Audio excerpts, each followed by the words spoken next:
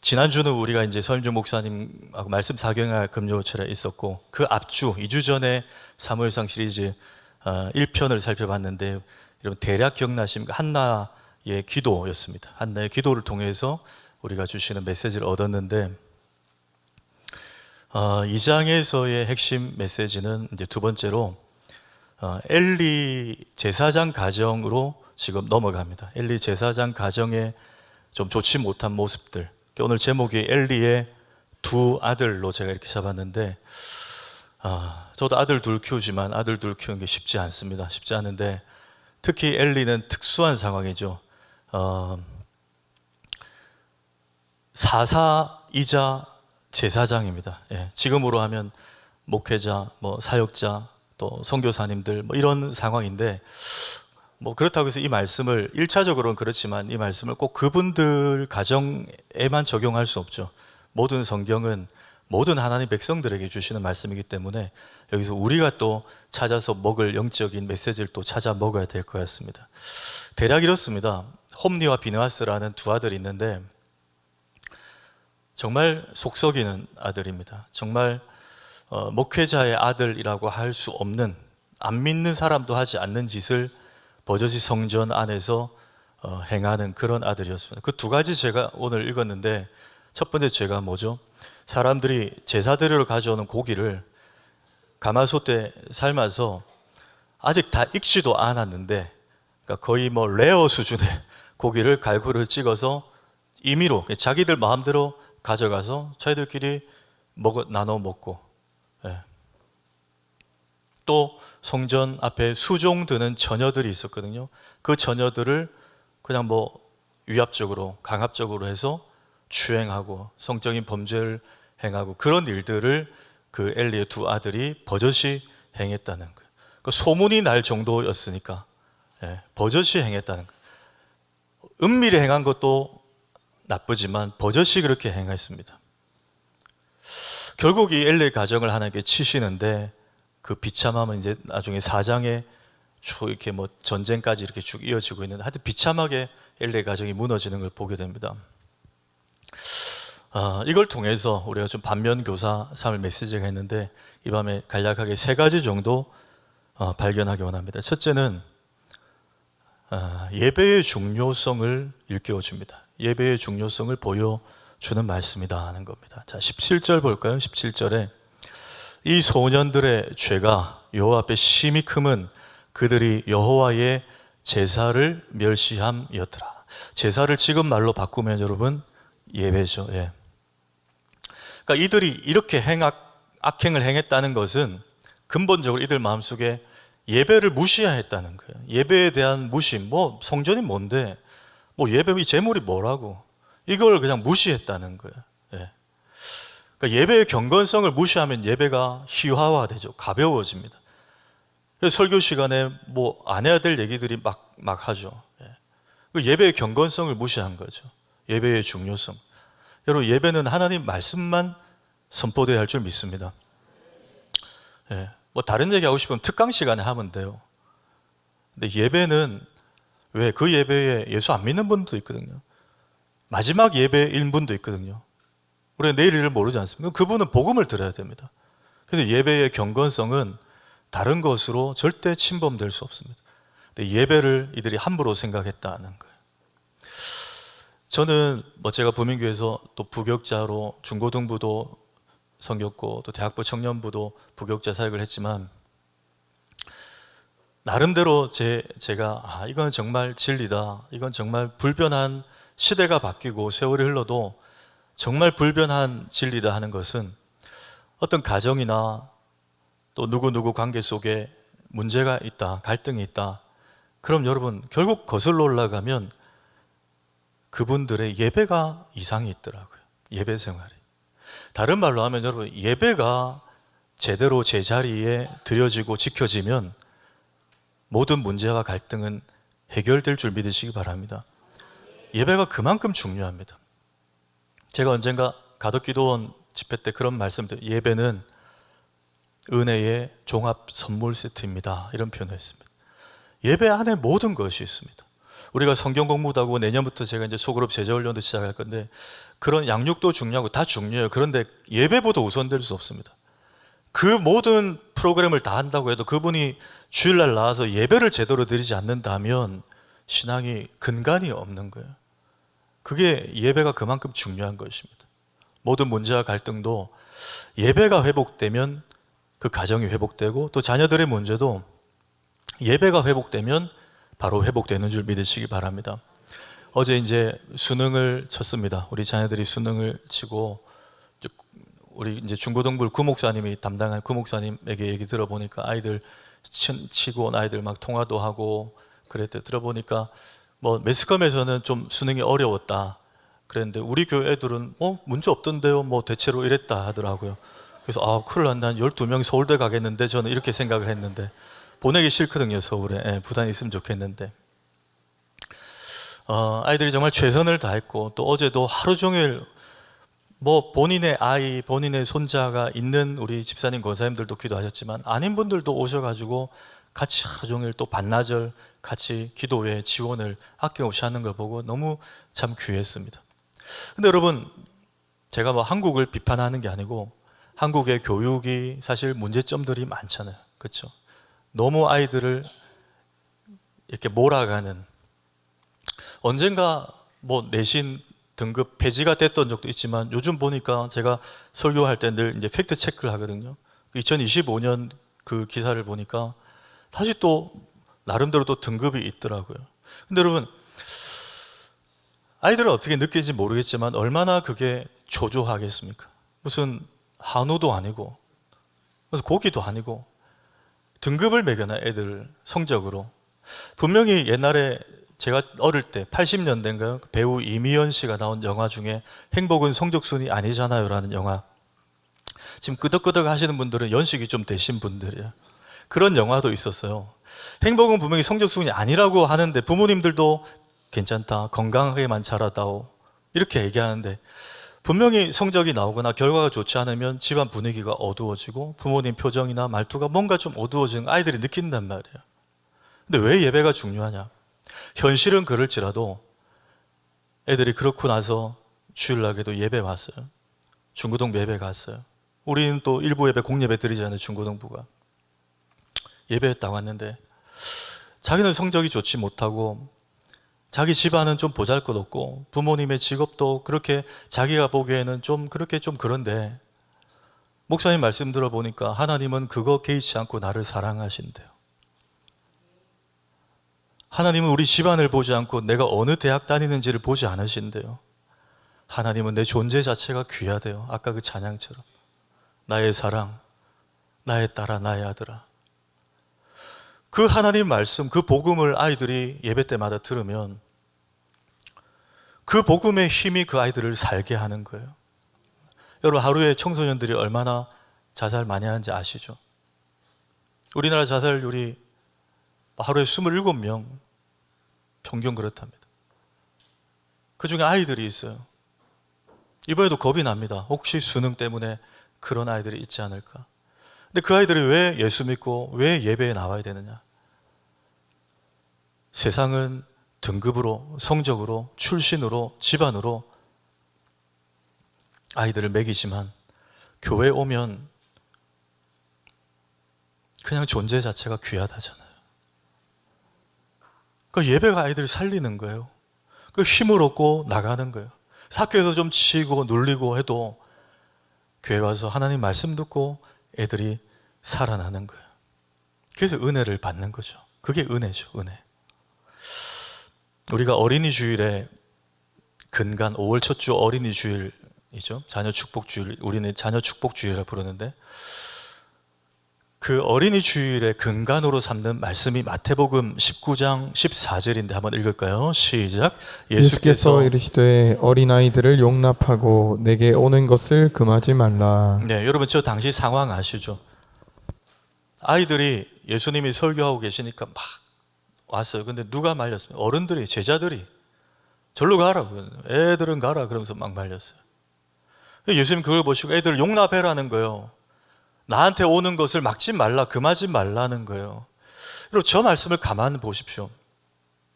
저게 2000년 전에 그 성질 별로 안 좋은 제자들 어른들만의 얘기입니까? 여러분, 요즘에 죄송합니다. 한국 교회의 부모님들 중에도 아이들이 예수님께 오는 것을 막는 부모님들이 있을 수 있잖아요. 시험 끝나고 가, 교회. 주일 하루 빠지면 어때? 애들이 무슨 금요철야야. 애들이 무슨 특세야. 야자해야지, 공부해야지. 그게 여러분 2000년 전에 저 제자들의 저 어법 아닙니까? 저렇게 이렇게 막는 거예요. 정말 그래도 될까요? 예수님은 막지 말래요.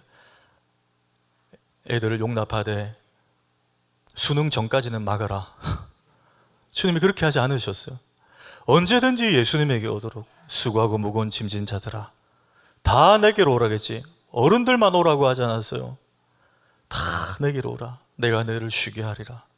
주님 안에 은혜가 있기 때문에, 주님 안에 안식이 있기 때문에 예수님은 예수님에게로 다 오라 그러는데, 어른들의 선입견과 어른들의 잘못된 예측 때문에 아이들은 나중에 대학 가면 좀 잘 되면, 그래가지고 교회 오면 좀 네가 내 면도 세우고 하지 않겠냐고. 세속적인 생각 아닙니까, 여러분?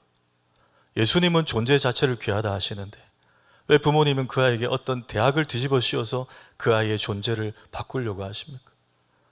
예수님은 막지 말라고 하는데 아이들이 나한테 예배하러 오는 것, 나를 찬양하러 오는 것 막지 말라고 하는데, 그 아이들이 예배가 자꾸 막히고 주님을 만나지 못하면 여러분, 아이들이 연약하기 때문에 결국 세상에 물듭니다. 그럼 우리가 우려하는 일들을 아이들이 경험하게 돼요. 여러분, 동성애 멀리 있는 일 같습니까? 지금 초등학교에서도 일어나고 있답니다. 초등학교에서도. 마약은 여러분 저 재벌 2세, 재벌 3세들만 할 것 같습니까? 언제 어떻게 될지 모릅니다. 근데 그 아이들이 주님을 만나는 시간이 결여되면 어떻게 될까요? 제가 오늘 원고에는 이 자막을 말씀 안 드렸는데 혹시 오늘 처음 읽은 12절 한번 띄울 수 있나요? 12절. 아까 성경 목록 첫 번째 12절. 우리 방송실은 할 수 있을 줄 믿습니다. 12절. 네, 보십시오. 엘리의 아들들은 행실이 나빠 여호와를 알지 못하더라 그랬습니다. 여러분, 저 말 어순을 한번 바꿔보십시오. 여호와를 알지 못하니 행실이 나쁘더라. 이래도 되지 않습니까? 그렇죠? 하나님을 만나지 못하고 하나님에 대해서 듣지 못하니까 행실이 삐뚤어질 수밖에 없는 거예요. 여러분, 애들이 자꾸 막히고 예배에 나오지 못하고 주님을 경험하는 시간이 결핍되면 애들은 어디로 가요? 세상으로 갈 수밖에 없어요. 제가 지난주 우리 킹 오브 킹 영화 보기 전에도 잠깐 5분 설교하면서 그랬죠. 혹시 애들 주일날 교회에서 예배 드리고, 예배 시간이 그러면 안 돼요. 예배 드리고 좀 남는 시간에 뭐 게임하고 있거나 쟤들 좀 놀고 있으면 어른들 뭐라 하지 마세요. 어른들은 뭐 모여가지고 더 이상한 거 할 수도 있잖아요. 남 뒷담 하나 하고. 애들이 여러분 교회에서 놀는 안전하지. 그럼 어디 가란 말입니까, 걔들? PC방 갈까요, 주일날? 애들이 교회 머무는 자체가 여러분 기쁨이고 복인 줄 아셔야 돼요. 애들이 교회를 안 오려고 그럽니다. 청년들이 교회를 떠나요. 근데 청년들이 이렇게 금요일 밤에 찬양하고 교회에 보인다는 자체가 여러분 정말 감사할 일이에요. 이건 정말입니다, 여러분. 애들이 교회에 있어요. 그거 자꾸 밀어내지 마세요. 너 뭐하노? 문 닫아놓고. 뭐 하겠어요, 교회에서 문 닫아놓고. 그냥 좀 얘기하고 놀겠죠. 그러지 마시라는 거. 애들을 밀어내. 여러분, 박정희 대통령 얘기하시죠? 초등학교 때. 그분이 구미잖아요. 구미분이잖아요. 한 번 처음이자 마지막으로 교회 갔답니다. 가서 예배 시간에 옆에 하고 좀 찝쩍댔더니 부장 집사님이 뺨을, 그때부터 교회 안 나갔대요. 그 부장 집사님 누군지 모르겠어요, 저도. 그런 분 부장하시면 안 돼요. 얼마나 상처가 돼, 다른 애들 보는 앞에서. 애들을 막는 거예요. 여러분, 미루지 마십시오. 오늘 이 자리에 오신 우리 청소년들, 어린이들, 청년들 물론 평소에 오다가 오늘만 빠진 애들도 있지만 이렇게 앉아있는 우리 자녀들 한번 축복의 박수 하십시다. 예. 정말 귀합니다. 정말 귀합니다. 두 번째로 넘어갑니다. 두 번째는 말이 아닌 삶의 중요성을 발견하게 됩니다. 말이 아니라 삶의 중요성입니다.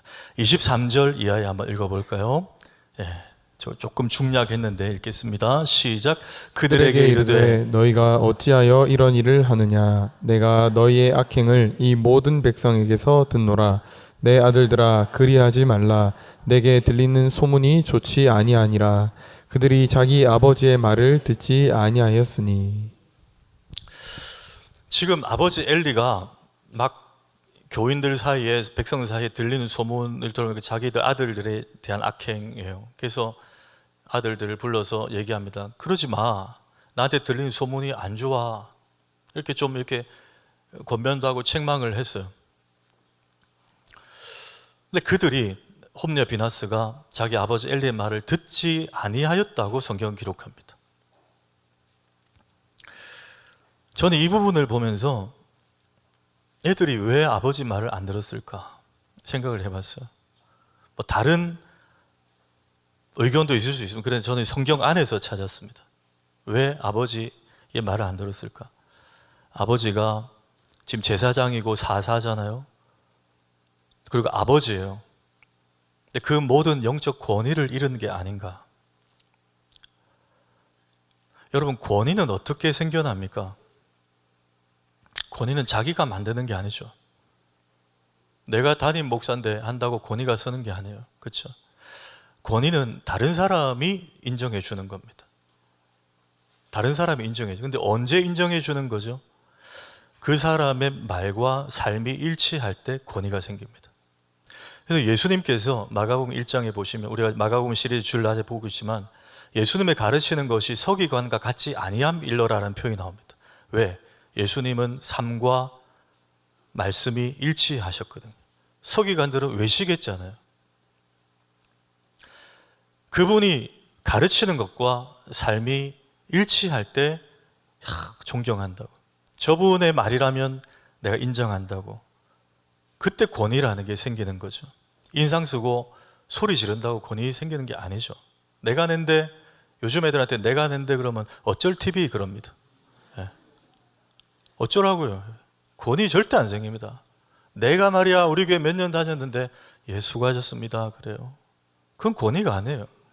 그분이 가르치는 것과 삶이 같을 때 나 저 목사님, 저 장로님, 저 권사님 정말 나 존경한다. 나 저분이 나한테 뭐 부탁하면 난 최선을 다한다. 권위가 마음이 움직이는 거예요. 근데 사무엘상 1장에서 여러분 2주 전에 1장에서 한나가 기도하러 갔을 때 한번 생각해 보십시오.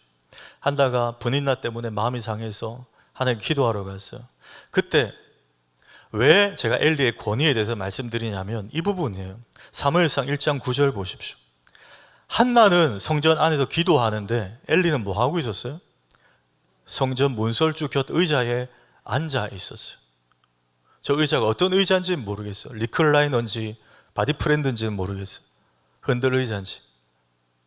문설주 곁 의자에 앉아 있었더라. 근데 여러분 이건 우연이 아니에요. 성경이 한 번 이상, 적어도 2번 이상 반복하면 이거 우연이 아닙니다. 의도가 있다는 거예요. 성도는 교회에 와서 기도하는데 영적 지도자가 앉아가지고 기도하는 여자를 구경하고 있었어요. 근데 저게 끝이 아니었죠. 뭐로 갑니까? 막 한나가 하나님 울면서 기도한 거 보고 어디 여자가 안 여자가 대낮부터 술 취해가지고 주정하고 있냐고, 술 끊으라고. 이 사람이 지금 마음에 짐을 가지고 기도하고 있는지 술 먹고 주정하고 있는지조차 분별하지 못한 지도자였다는 거예요. 3장에 넘어가면요, 이제 사무엘이 태어나고 사무엘이 조금 커가지고 한나가 사무엘을 성전에 하나님께 완전히 바치죠. 그때 엘리 밑에서 인턴십을, 교육을 받습니다. 그때 자는데 하나님의 음성이 들리는데 어린 사무엘은 들었어요. 근데 엘리는 못 듣습니다. 여러분 그 장면 아시죠? 엘리는 못 들어요. 누가 나 안 불렀다 너. 분명히 부르셨는데요. 하나님의 음성을 어린 사무엘은 듣는데 지도자는 못 들었어요. 그리고 클라이맥스는 4장입니다. 4장 가서 블레셋과 이스라엘 전쟁을 붙어요. 법궤를 앞세우고 법궤도 빼앗기고 홈리와 비나스 두 아들도 전장에 나가는데 두 아들도 전사합니다. 며느리가 막 임신해 있는 상태에서 이가봇 그러고 절규하면서 아기를 출산하잖아요. 그때도 사무엘상 4장에 보면 엘리가 신하들이 와가지고 예 좋아요 띄워주세요. 예, 신하들이 와가지고 전사했습니다. 법궤도 빼앗겼습니다 하니까 의자에 문서를 죽여도 의자에 앉아있다가 뒤로 넘어가서 목이 부러져 죽으니라 이렇게 되어 있어요. 근데 그 원인을 저 4장 14절 보십시오. 나이가 많고 비대한 까닭이라 했어요. 그 충격적인 소리 듣고 의자에 아마 흔들의자였던 것 같아요. 이러다가 확 뒤로 넘어 목이 꺾여 죽었는데 성경은 그 원인을 나이가 많고 비대한 까닭이라 그랬어요. 저기 나이가 많고 비대한 할 때 비대한이라는 단어가 히브리어로 카베드라는 단어인데 두 가지 뜻이 있습니다. 외적인 뜻이 있고 내적인 뜻이 있어요. 외적인 뜻은 매우 뚱뚱한, 체중이 굉장히 많이 나갔다는 거고, 두 번째는 영적으로도 둔했다는 거예요. 저 두 의미를 같이 담고 있는 단어가 카베드입니다. 그러니까 성경이 뭘 시사하는지 아시겠죠? 늘 성경 곁에 의자에 앉아가지고 이러고 있는 그게 뚱뚱해서 몸을 주체를 못해서 그런 이유도 있지만 영적으로도 둔감했다는 거예요. 그러니까 하나님의 음성을 못 듣죠. 성도가 기도하고 있는데 술 취해서 왔다는 건 분별도 못하죠. 그런 상태가 지속됐다는 거예요. 자, 그런 아버지입니다. 그런 사사고 그런 제사장이에요. 두 아들이 듣는 말은 없었겠어요? 사람들에게 듣는 소문, 아들들은 아버지의 소문을 안 들었을까요? 저는 들었을 거라 생각합니다. 영적 권위가 이미 떨어졌어요. 그런 아버지가 아들 불러가지고 니들 똑바로 해. 교회에 들리는 소문이 안 좋아. 박하원, 박예원 소문이 안 좋아. 이러면 아빠나 설교 똑바로 해. 이런 거예요. 애들이 아빠의 권위가 떨어졌다는 거예요. 삶으로 보여주지 못했거든요. 제사장답지 못했어요. 사사답지 못했습니다. 분변하지 못했어요. 여러분, 이거는 뭐 유튜브 틀어도 유명한 강사들이 자주 하는 말인데 성경적이에요. 여러분, 자녀들은 부모의 잔소리를 듣고 크는 것이 아니라 뭘 보고 크죠? 삶을 보고 자라요. 부모의 등을 보고 자라요. 이게 참 여러분 어쩔 수 없지만, 저에게도 참 짐이지만 우리 모두에게 이건 부담이지만 사실 진짜예요. 부모가 늘 드라마 보고 앉았으면서 책 좀 봐라, 니나 봐라 그래요. 속으로 같이 놀죠. 한 유치원에서, 어린이집에서, 부민 어린이집에서 예를 든 거예요. 우리 윤은경 원장님이 애들 클래스 수업을 하면서, 자, 이제 우리 친구들 아빠 다리하고 앉아볼까요? 했어요. 30명의 원화 중에 29명이 다 양반다리, 아빠 다리 이거잖아요. 양반다리로 딱 앉았는데 한 아이가 무릎을 꿇고 앉아요. 그래서 윤 원장님이 물었어요. 너 왜 무릎을 꿇고 앉아? 그랬더니 걔가 하는 말이, 우리 아빠는 집에서 늘 이렇게 앉는데요. 아니, 여러분 오해하지 마세요. 아내한테 무릎 꿇고 앉는단 말이 아니고 뭐 한다는 거예요? 기도하는 모습을 보여줬다는 거예요. 기도하는 모습. 아빠는 늘 자녀에게 무릎 꿇고 자기 전에 기도하는 모습, 그 모습을 보여줘. 그러니까 걔한테 아빠 다리는 무릎 꿇는 거예요. 우리 부민교회도 76년째잖아요. 그렇죠? 내년이면 77년입니다.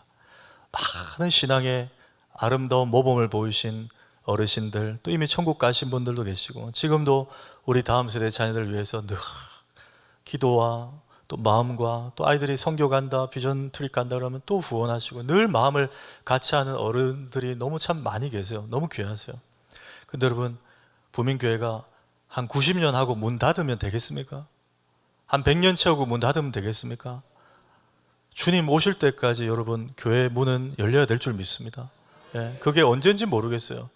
몇백 년, 몇백 주년인지 모르겠어요. 그런데 그러려면 지금 우리 신앙의 선배님들이 훌륭하게 보이신 그 신앙의 모범을 우리 자녀들도 그 길을 따라와야 되지 않을까요? 근데 어떻게 해야 된다고요? 말로 안 돼요. 잔소리로 안 돼요. 야, 우리 때는 안 그랬어. 그걸로 안 돼요. 우리 기성세대들이 생각하기에 우리 다음 세대 자녀들도 이 신앙의 귀한 전통과 귀한 모습을, 물론 시대가 바뀌고 새로워지지만 그 속에서 본질은 좀 붙잡고 이 부민교회를 지켜줬으면 좋겠다 하는 그 바람이 있으시잖아요. 그러면 그걸 그대로 지금 보여주시면 돼요. 우리가 진리 문제만큼은 양보할 수 없어요. 다른 이로서는 구원 얻을 수 없나니 천하 사람 중에 구원 얻을 만한 이름을 우리에게 주신 일이 없습니다. 사도행전 4장 12절, 이건 우리가 기독교가 양보 못해요. 절대 양보 못해요. 그러나 시대가 바뀌고 여러 다양한 문화가 지금 막 생기고 있어요. 그러면 거기에 대해서 왜 유연성을 가져야 돼요? 아, 우리 때는 이게 없었는데 지금 자녀들은 또 저렇게 예배하는구나, 저렇게 또 예수 믿는구나, 존중해주고 포용해주고 문을 좀 열어주고, 그렇죠? 또 필요한 인프라를 좀 마련해주고, 이러면 여러분 그 아이들은 본질을 놓지 않고 쭉 함께 갈 수 있는 거예요. 그 은혜가 우리 교회에 임하기를 축복합니다. 세 번째는 마지막이에요. 소유의 중요성을 보여주고 있습니다. 소유의 중요성이에요. 오늘 본문에 재밌는 것은, 물론 성령께서 이 성경을 쓰시고 필자는 사무엘으로 우리가 추정하지만, 사무엘 상하 이 저자가 이 성경을 쓰면서 지금 엘리와 엘리 두 아들 이야기를 쭉 쓰다가요, 아까 17절인가 18절부터 갑자기 한나의 아들 사무엘 이야기로 화면이 딱 바뀝니다. 그게 지금 딱 끼워 들어가 있어요. 그렇죠? 왜 편집을 왜 이렇게 해놨는지 모르겠어요. 실수인가요? 성경은 실수가 없죠. 분명히 의도가 있을 거예요.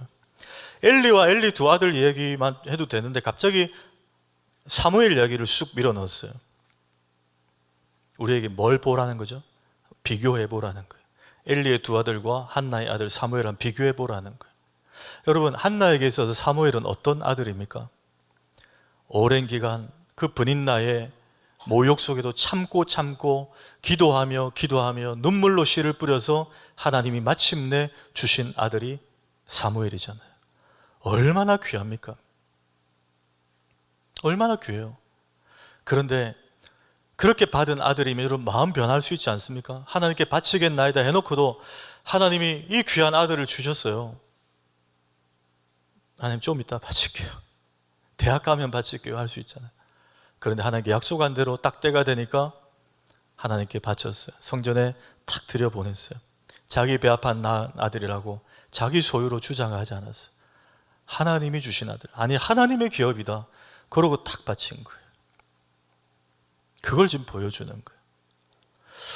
여러분, 요즘에 부모님들 가운데 간혹, 다수는 아니지만 특히 신앙이 없는 분들 가운데 아이들을 자기 소유라고 생각하는 분들이 많아요. 물론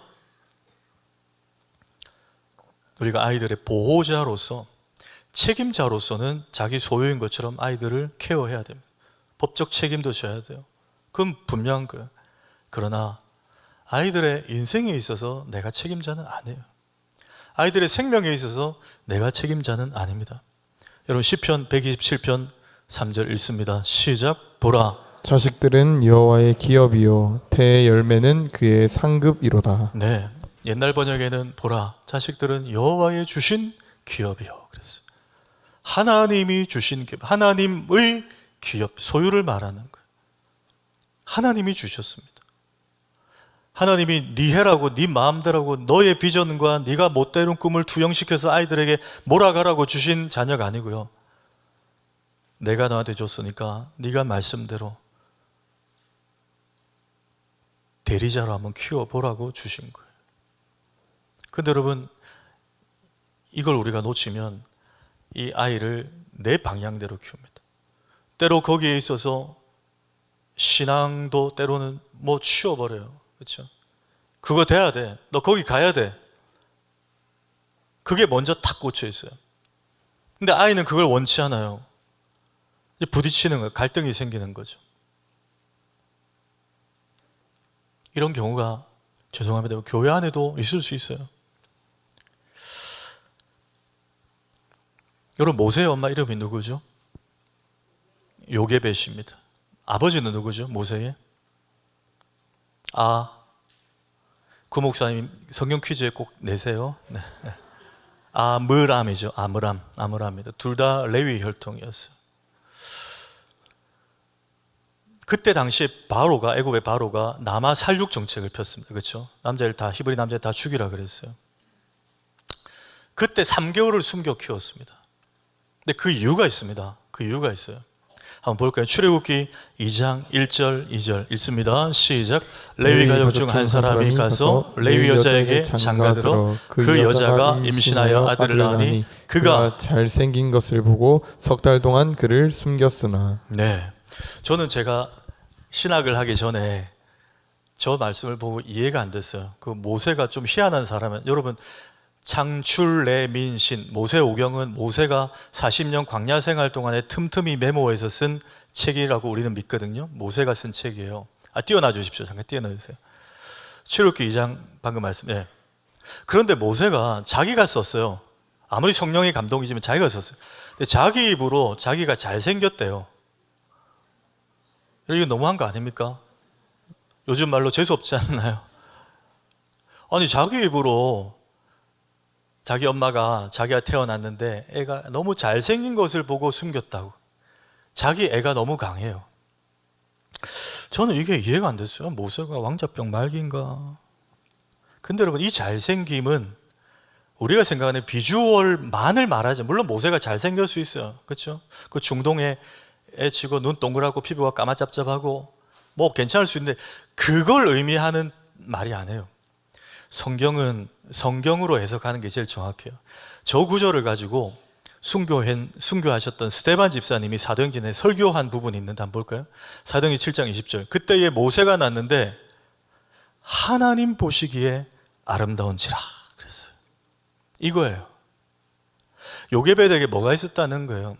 엄마로서 애가 아유 이렇게 이쁜 애를 어떻게 내가 죽여, 이게 아니고 엄마가 보는 눈에 그 영성에 하나님의 관점으로 아이를 바라봤다는 거예요. 하나님 보시기에 이 아이에게 놀라운 계획이 있는 것 같아요. 그냥 다른 히브리 애처럼 그냥 죽임 당하게 놔둘 수 없는 애 같아요. 그게 영적으로 깨달아진 거예요. 하나님의 관점으로 아기를 바라봤다는 거예요. 그렇게 보니까 이 아이 속에 하나님의 계획이 있어요. 얘는 그냥 죽을 애가 아니에요. 분명히 하나님이 책임지실 애 같아요. 그게 보인 거예요. 우리 부민교회 영유아 자녀들 이렇게 바라봐지기를 축복합니다. 예. 이 관점이에요. 창세기 1장 27절인가 보시면 성삼위 하나님께서 우리가 사람을 만들 때 우리의 형상대로 만들자. 하나님께서 자기 형상대로 만들었어요. 그 형상이라는 말이 한글로 나오는데 그 형상이 이제 구약 성경은 히브리어잖아요. 원어가. 그 형상이라는 단어가 히브리어로 첼렘이라는 단어를 썼어요. 그런데 히브리어를 헬라어로 헬라 시대에 번역해놓은 알렉산드리아 왕이 번역을 했는데 거기 보면 그 첼렘이라는 단어를 헬라어로 이콘 IKON이라는 단어로 번역을 해요. 하나님의 형상할 때 형상. 근데 그 이콘에서 영어 단어가 나왔는데 우리가 아는 ICON, 아이콘이 나왔어요. 여러분, 아이콘이 뭔지 아시죠?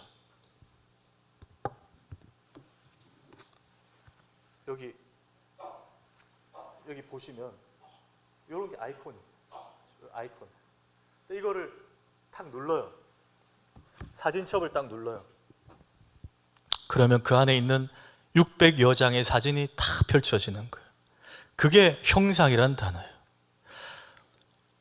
인간적인 관점으로 보면 얘가 집안도 그렇고 뭐 건강도 그렇고 외모도 그렇고 뭐 공부도 못하고 별거 없는 것처럼 보입니다. 그런데 요게벳처럼 하나님의 관점으로 보면 아름다운 아이임을 알 수 있어요. 하나님의 관점으로 보면 정말 하나님이 얘를 어떻게 붙잡고 역사하실지 기대가 돼요. 야, 쟤는 저렇게 주일날 예배 제대로 안 드리고 산만하고 애가 도저히 막 선생님이 두세 명 붙어도 안 되는 애 있어요, 없어요, 하전사님? 없습니까? 전사님 귀하네요. 감사한 금해라. 예. 예. 초등 2부는 없대요. 초등 1부는 있나요? 이전삼 있나요? 없습니까? 헌금해라 할까봐. 예. 예. 다른 교회는 있대요. 저 길 건너 교회 있대요. 그런 애들은 교사의 눈으로만 보면 안 돼요. 하나님의 눈으로 보셔야 돼요. 하나님은 얘를 사랑하신다. 나는 얘가 좀 모난 부분 때문에 때론 피곤하고 얘 엄마는 뭐 하는 거야, 이런 마음도 들잖아요. 근데 하나님의 눈으로 보면 펼쳐지는 거예요. 지금은 아이콘 하나만 보이는데 터치를 딱 클릭을 하면 이 아이 안에 내재된 하나님의 형상들이, 하나님의 컨텐츠들이 펼쳐지는 줄 믿으시기 바랍니다. 예. 여러분, 우리 교회 자녀들 이런 기도와 기대감 가지고 자라는 자녀들 되고, 또 우리 기성 어르신들, 우리 성도님들, 이 자녀들 바라볼 때마다 그런 눈으로 바라봐. 그래서 우리 교회가 엘리의 두 아들들이 판을 치는 교회가 아니라 정말 하나님의 자녀들, 왕의 자녀들이 가득한 교회 되기를 주의 이름으로 축복합니다.